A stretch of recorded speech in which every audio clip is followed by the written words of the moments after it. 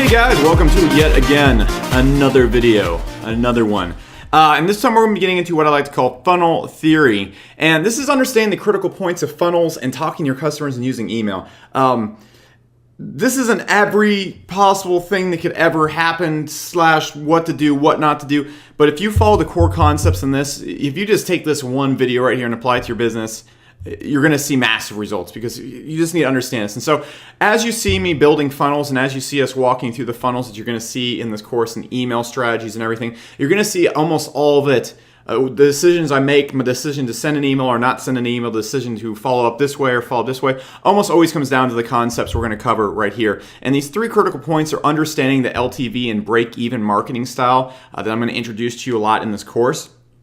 I'm going to show you the understanding different customers need different messages point. And then I'm going to talk about broadcasts versus funnels versus live human theory, when you should use broadcasts, when you should use funnels, how they should be used, and all that kind of stuff. And if you understand these three concepts I'm about to break down from you, you can almost build your own funnels right away because you'll understand kind of the rules. These are kind of the physics, the realities of having a really good email-based marketing campaign. So first thing to understand is that a lot of people are going to be taking this course. When you think about advertising, you think about getting an opt-in or paying for leads or paying for emails, a lot of people think in black and white. So a lot of people think, if you get the lead, you sell them something as soon as they opt in and then you break even right away or you make money. Okay, there's no gray area. It's either you make money right away or you don't. And that's just not how it works. And it's not really how any big businesses work. The way I really discovered this strategy right here is I used to work for an agency and there was a home security company. It was willing to pay like $100, $250 to get a $19 a month subscription from people. And you can see it usually took about almost 2 years, a year and a half for them to actually break even on that. But the thing you need to understand is they were willing to pay that much money because any money they made after that break even point was just straight profit, just straight free money. And once you get in that zone, you're able to do a dangerous thing because you've gone from having, as a good friend of mine, Russell Brunson likes to say, he's the one who kind of taught me this concept, instead of going and needing to go to Facebook or going to a JV or going anywhere, needing to pay for traffic, you now control the traffic for free. So you can send 3,000 instant interested clicks to your offer immediately without asking anyone, without paying anyone with anything. So what I do a lot in my marketing that you're going to see in this, and you don't have to do this, you can break even right away. The more you are willing to lose money up front and get to the break even point, the easier marketing is going to become due. Okay, and so this is what I do. We're going to show you various ways to not lose money up front. We're going to show you ways to just sell right away. There's all sorts of things you can do when it comes to email marketing. So what usually happens with me, here's an example. A person will opt in, and it usually costs me $3 to $5 per lead. And then within about 2 weeks to a month's time, I hit the point where I break even. I make about $5 back for every single lead that comes in. So I make $0 after about a month. Okay, that doesn't sound fantastic, does it? But let's imagine I took on 50,000 leads 1 month. Okay, so I'm in the hole, let's just say $250,000, okay? But those 50,000 leads generated me after 2 weeks to a month $250,000. What's going on at this point in time that you need to realize? I have a list of 50,000 people that are interested in what I'm selling that I can message for free whenever I want. That means any dollar I make after that initial 2 weeks, let's just use 2 weeks instead of the 30 days that we've been talking about. Any email I send out after those initial 2 weeks is pure profit. It's not advertising, it's not anything. And so until every single one of those people unsubscribes from the list, I have free money forever. As long as I treat the list good, as long as I keep people opening the emails, as long as I keep sending them things they're interested in and using the techniques you're going to see in this course to keep them on the list, it's free money. And so that's why, it will cost me maybe $3 to $5 to get a lead at, let's say, SourceWave or something like that. But after 6 months, I make about $22 back.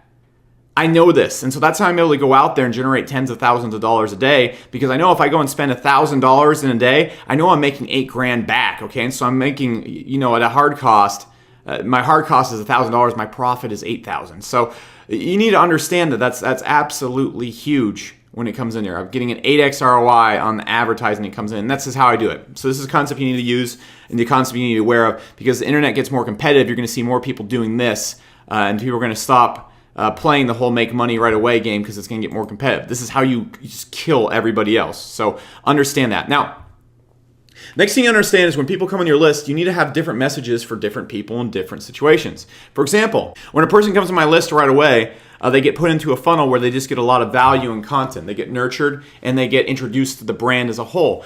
What I don't want to do when a new customer comes in is start sending them my highest priced product right away. And a lot of people, when they get people on their email list or contacts on their email list, they'll just start hitting them with the offers they're saying to everybody else. Of course, a new customer who has never heard of you before, never talked to you before, doesn't understand what you're about, is not going to buy like an old customer who's been on your list for years and knows you. So just a situation right here, and there's other situations that can fall outside of this scenario, or these scenarios I'm going to lay out right here. But just right off the bat right there, new customers do not need to be talked to like old customers. For example, after 2 weeks of being on a list, a person is tagged, and you're going to see this in the 8X funnel. I'm going to show you it. A person is tagged with a tag that shows that they've been on the list for more than 2 weeks, and then they get kind of worked in with everybody else and start getting the normal pitches and normal emails. But I want to catch them up with the brand first. So you can see right there, I talk to new customers differently than I talk to old customers. On top of that, guys, what you also need to understand, let's say a person opts into my email list, and I can show you, you're going to see every way I do this inside of Market Hero. Let's say a person opts into my email list and they're already on the list and they actually fall into this old customer category. Maybe they just opted in to one of my opt-ins for a new beta I was running. I don't want to send them down the route of a new customer. So what happens in Market Hero is they'll get sorted by that tag that was applied to them after 2 weeks, and they'll get sent to an offer instead. So I'm able to go, and this person already knows what I'm about, so I'm able to monetize that person and make a lot more money from my ads, because I usually have about 1/4 of my customers being the people that opt in. So understand that. Again, talking to new customers and finding ways to talk to old customers in a different way. If we have a buyer versus a non-buyer, for example, if somebody already bought an offer from me 6 months ago, I don't want to send them that same offer. I mean, they're tagged inside of Market Hero, so it's easy to see who bought and who didn't. So I'll send a completely different email to a non-buyer, and then I did a buyer. For example, if I'm running a promotion and this person right here already bought, the buyer, I'm just not going to send the email. That's a very simple way to send different messages to different people on your list. Now, look, if a person turns something down, all right, let's say you send someone an email for a coaching program or something like that, and they turn it down. You don't want to send them that same exact email again. You want to send them a different angle, a different offer, or maybe a completely different product altogether, okay? Again, different messages for different customers based on what they've done. You can easily do this again in Market Hero. And an active lead versus an active lead. In Market Hero, you can see when the last time a person opened an email was. For example, I'll go through every few months, and if a person hasn't opened an email or clicked anything in 4 months' time, they'll get moved to an inactive list where I won't be sending them offers and hammering them with junk. What I'll do is I'll be trying to send them messages that recover the email and make them come back to the list. Okay, so I'll send them a lot of value and content, stuff like that. If a person's opening your emails every single day, you want to be hitting that person with an offer, and you want to be talking to them differently than that's email that's inactive. We can keep going on, guys. For a person who's viewed an email and a person who didn't. Let's say a person sends out, or you send out a broadcast in Market Hero to a list of 20,000, 5,000 people open it, okay? You don't want to send, if you want to make sure that other 15,000 has the best chance to see it, you could send an email again to that 15,000, but you don't want to send it again to that 5,000 open. Very simple. Or for a person who didn't view an offer and didn't, for example, you send out an email out there, the 500 people, 250 of them click, 250 of them don't.